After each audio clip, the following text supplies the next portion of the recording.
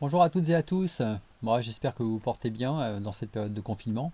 Je vous propose une nouvelle vidéo. Donc, dans cette vidéo, on va s'intéresser à un circuit qui est un oscillateur, hein. C'est l'oscillateur astable à un amplificateur opérationnel. Allez, en voici le circuit. Donc, ce circuit fait intervenir un amplificateur opérationnel avec donc deux résistances dans la partie supérieure qui sont reliées sur la borne plus de l'ampli-up.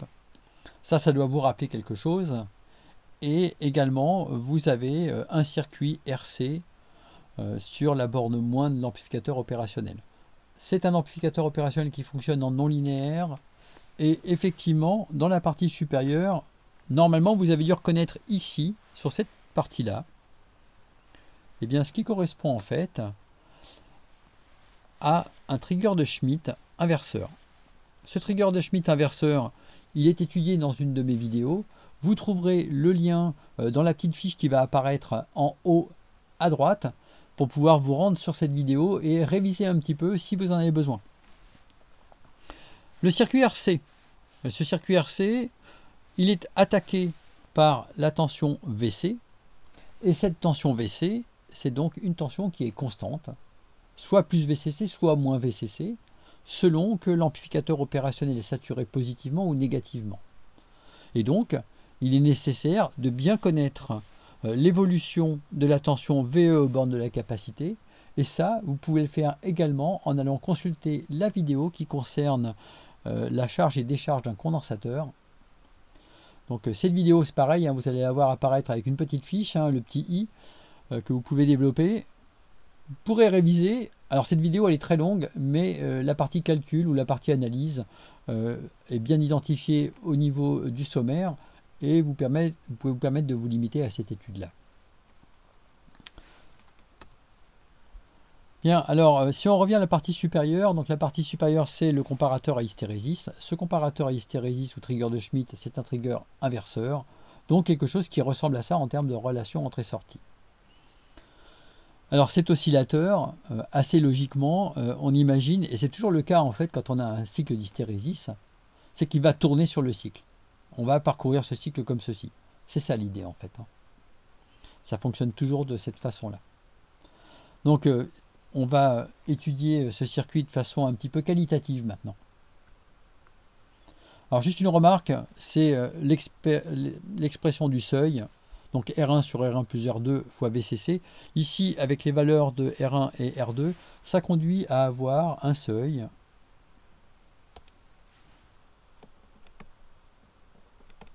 qui va être égal à 2 tiers de VCC.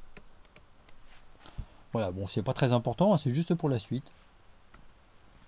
Alors la suite c'est l'étude qualitative. Je vous rappelle que c'est intéressant d'étudier qualitativement le comportement d'un circuit, c'est-à-dire sans faire de calcul, ou vraiment très peu.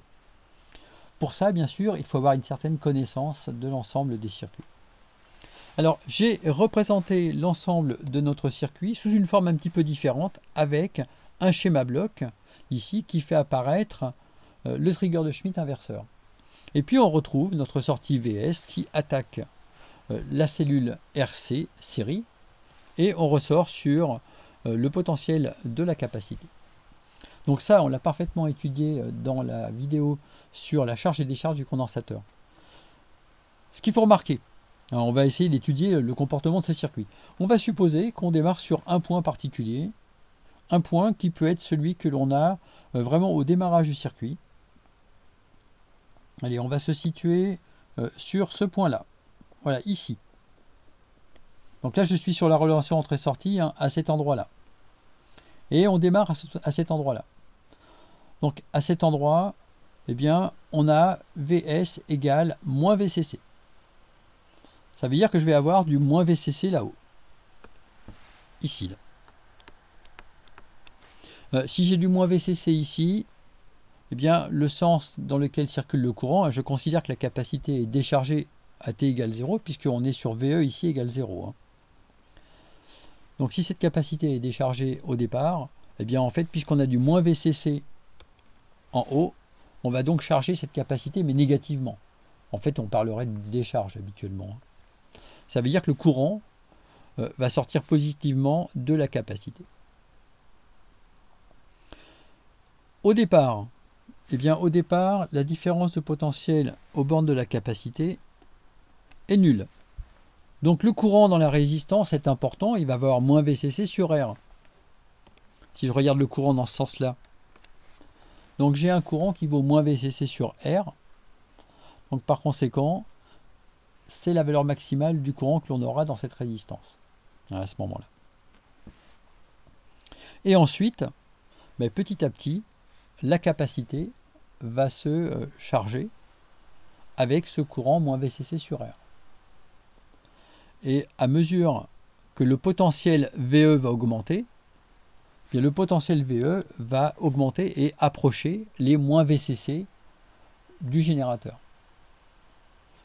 Donc ça va contribuer à diminuer le courant I, puisqu'on aura toujours du moins VCC, moins VE sur R.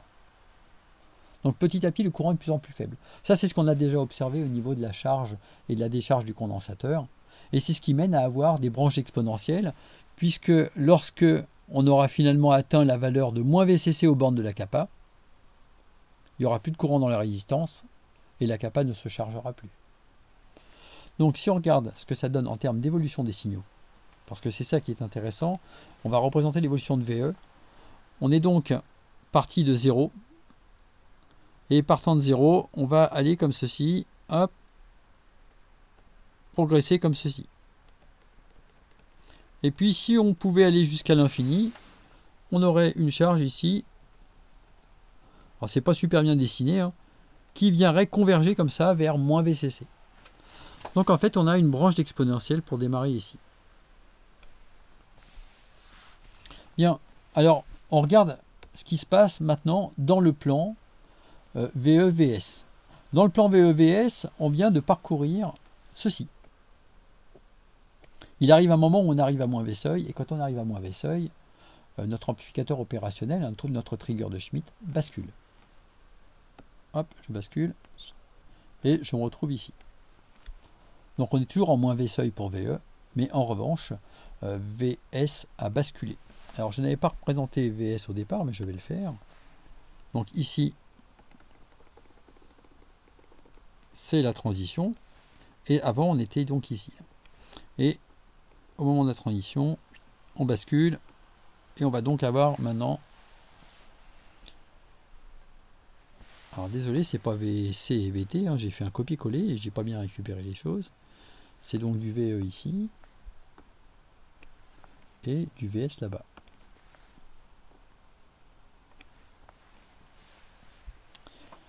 Bien, alors on poursuit. On poursuit, on se situe maintenant sur ce point-là. Et sur ce point-là, on va maintenant charger progressivement la capacité. On part de moins V seuil et on va comme ça aller jusqu'à plus V seuil au niveau de VE. Hein. Avec cette fois-ci plus VCC au niveau de la résistance. Donc au départ, le courant est maximum, hein, puisqu'on va avoir un courant qui va valoir VCC moins VE, et au tout début, le VE c'est ici moins V seuil. Donc ça nous donne du VCC moins V seuil sur R pour le courant. Et ce courant va être de plus en plus faible à mesure que le potentiel de VE va monter pour rejoindre le potentiel de VCC. Hein, on va accumuler de moins en moins de charges, hein, les charges de moins en moins rapidement au niveau de la capacité. Et c'est la raison pour laquelle on va retrouver une branche d'exponentielle comme on l'a déjà étudié. Donc comme ceci. Hop. Et puis si ça pouvait aller jusqu'à l'infini, ça irait comme ça jusqu'à VE égale VCC. Et ça va s'arrêter à V seuil, hein, parce que sur le cycle là-haut, on va avoir atteint plus V seuil. Donc à ce moment-là, on bascule. Oh, c'est pas beau du tout ça là.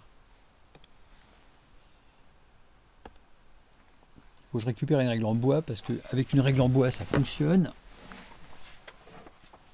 Mais avec une règle en plastique c'est la cata absolue. Voilà.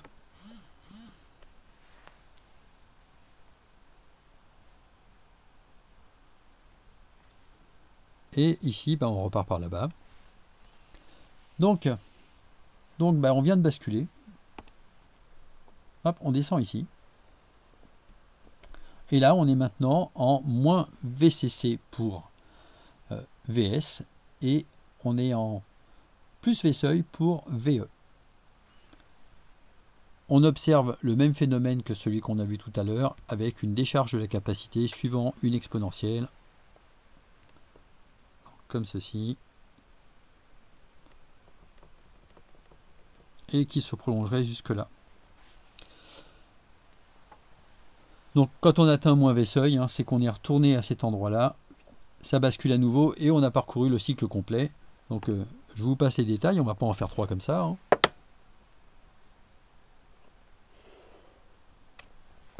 Voilà, quelque chose comme ceci et on repart par là-bas.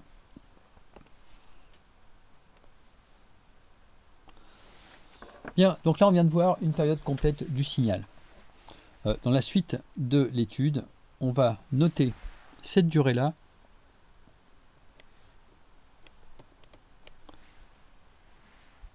TC pour la charge et cette durée-là TD pour la décharge. Bon, il est évident que la symétrie complète du circuit amène à avoir TC égale TD. Donc à la limite, on peut se contenter de l'étude de la charge. La décharge va se comporter de la même façon. Eh bien, on passe tout de suite à l'étude et on va considérer qu'à t égale 0, on se situe ici. Je vais changer l'origine des temps. Hein. On fait très souvent ça quand on utilise ce type de circuit. On va considérer que le t égale 0, c'est ici. Et on va s'intéresser uniquement à cette phase de charge en régime permanent. Ce qui signifie qu'en termes de conditions initiales, on va prendre VE de t égale moins V seuil. Ça, ce sera notre condition initiale.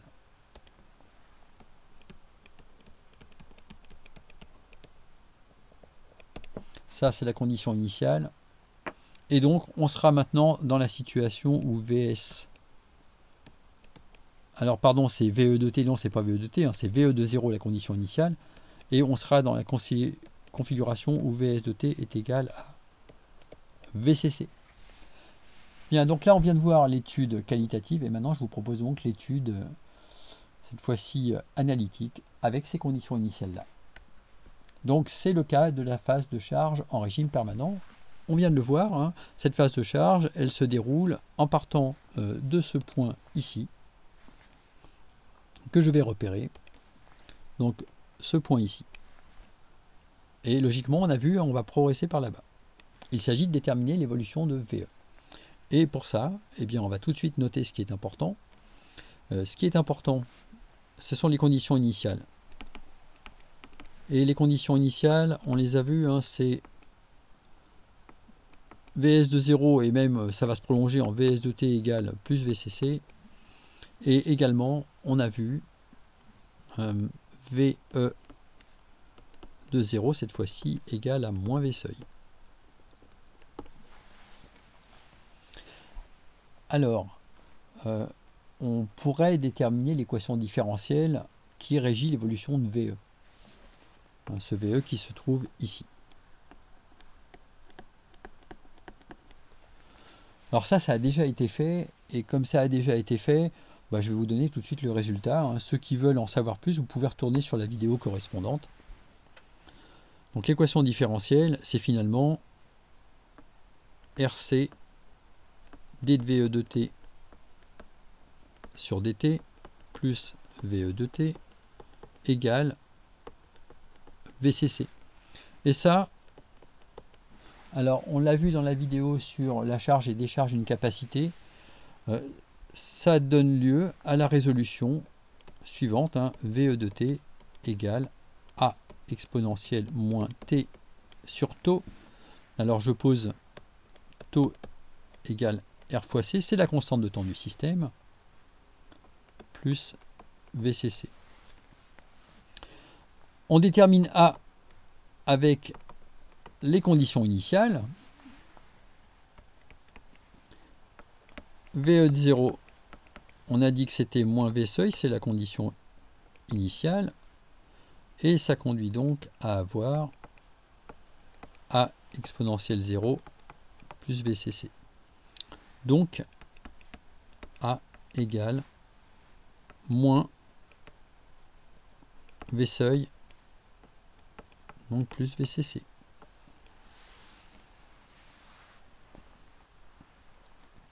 Oui, j'ai regroupé V seuil et VCC et appliqué le signe- sur les deux.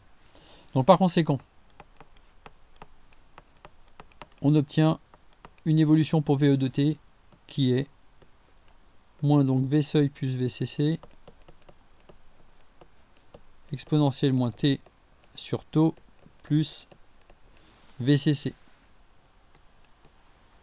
Donc ça, c'est l'évolution de mon signal. Alors, on reconnaît une branche d'exponentielle qui tend vers VCC à l'infini, puisque l'exponentielle est décroissante et tend vers 0. Et initialement, bah, ça vaut moins V seuil, puisque c'est ce qu'on a imposé comme condition initiale. Alors ensuite, quelque chose peut être intéressant là-dedans, c'est de savoir, bah, on est parti en t égale 0 de ce point-là, combien de temps on va mettre pour arriver là? Et ça, c'est donc le temps de la charge. Alors, la durée de la charge, on peut l'étudier.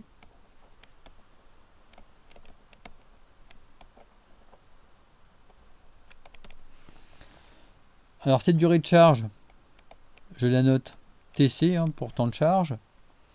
Et ce qui la caractérise, c'est qu'on atteint ce point-là.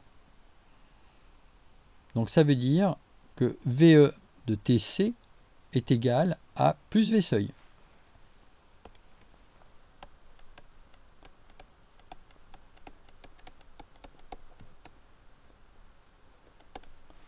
Bien, alors il suffit de remplacer dans l'expression précédente. On a donc VE de TC qui est égal à moins V seuil plus VCC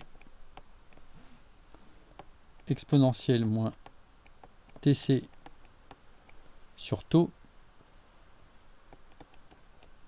plus VCC. Et tout ça, c'est finalement égal à plus V seuil, puisque c'est ce qui caractérise le fait que la charge soit terminée. C'est le fait que VE de TC soit égal à plus V seuil. Il s'agit d'obtenir TC, et donc pour ça, il va falloir travailler un petit peu l'équation. Ce que je propose de faire, pour des questions de signes, c'est de prendre tout ça et de l'emmener de l'autre côté de l'égalité, et celui-ci, pareil, on l'emmène de ce côté-là. Ça conduit à avoir VCC moins V seuil égale à V seuil plus VCC exponentielle moins TC sur taux. Je vais effacer les flèches pour qu'on y voit clair. Voilà. Bien, alors on continue la résolution de cette équation. Je vous rappelle qu'on cherche à obtenir TC. Ça donne donc exponentielle de moins TC sur taux égale VCC moins V seuil sur VCC plus V seuil. Après, j'ai pris tout ça et je l'ai passé au dénominateur là-bas. Ensuite, on peut calculer le logarithme népérien de chaque côté. Donc je prends le log de ça et je prends donc le log de ça. Log de l'exponentielle de x, c'est x. Donc on a moins TC sur taux égale ln de VCC moins V seuil sur VCC plus V seuil. Alors juste une petite subtilité ici,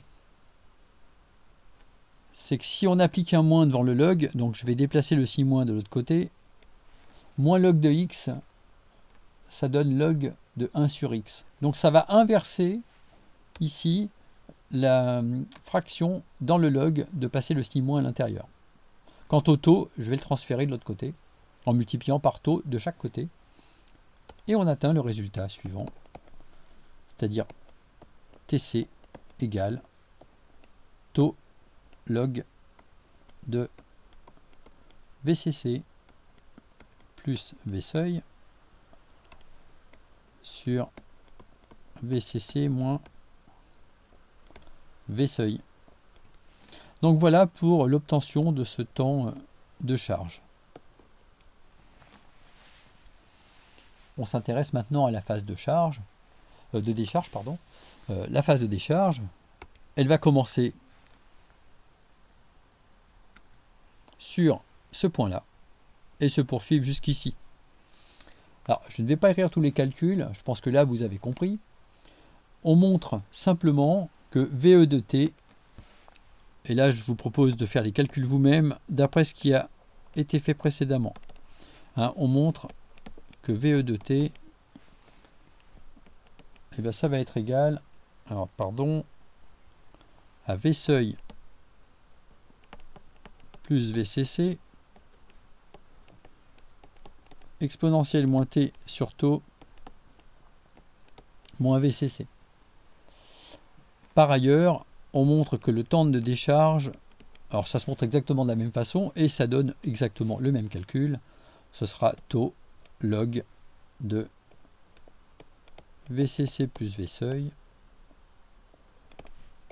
sur VCC moins V seuil.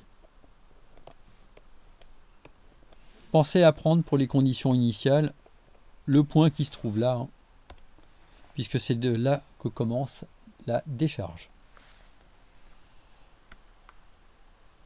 Bien alors finalement voilà ce que ça donne.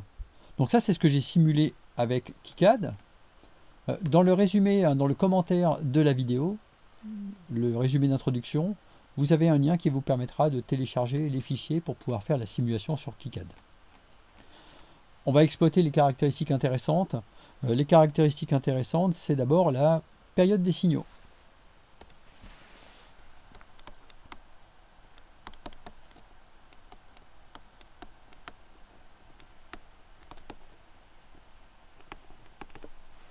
Alors la période des signaux, bah, c'est grand T, et c'est le temps de charge plus le temps de décharge. C'est donc 2 fois taux log de VCC plus V seuil sur VCC moins V seuil. Ce qui donne une fréquence égale donc à F égale 1 sur T qui va valoir 1 sur 2 taux. On pouvait remplacer taux par RC évidemment. Hein. Donc VCC plus V seuil sur VCC moins V seuil.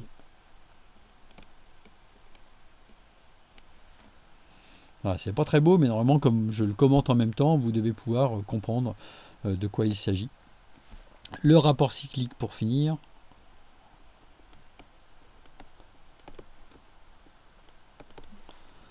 Alors je vous rappelle, on le note quelquefois D, quelquefois on le note alpha, ce rapport cyclique.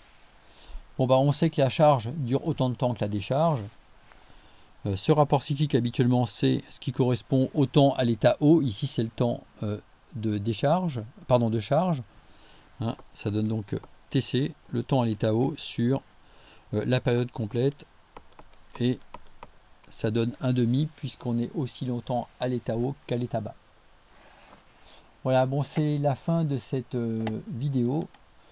Il y a un petit peu de calcul dans cette vidéo, mais quand on ambitionne d'avoir un parcours en électronique digne de ce nom, bah, il faut être quand même capable de faire ces calculs minimum qui finalement nécessitent de connaître 2 ou 3 trucs sur les logs et puis la résolution d'une équation différentielle du premier ordre avec des coefficients constants en plus, qui est vraiment le cas le plus facile. Si vous voulez en savoir plus, vous pouvez le simuler avec KiCad. Comme ça, vous pouvez expérimenter, varier un peu sur les valeurs, constater également ce qui se passe quand on augmente la fréquence avec un ampli up qui n'est pas parfait. Hein, c'est le cas du LM358 que j'ai utilisé pour la simulation. Je vous remercie d'avoir suivi cette vidéo, puis à bientôt pour d'autres vidéos.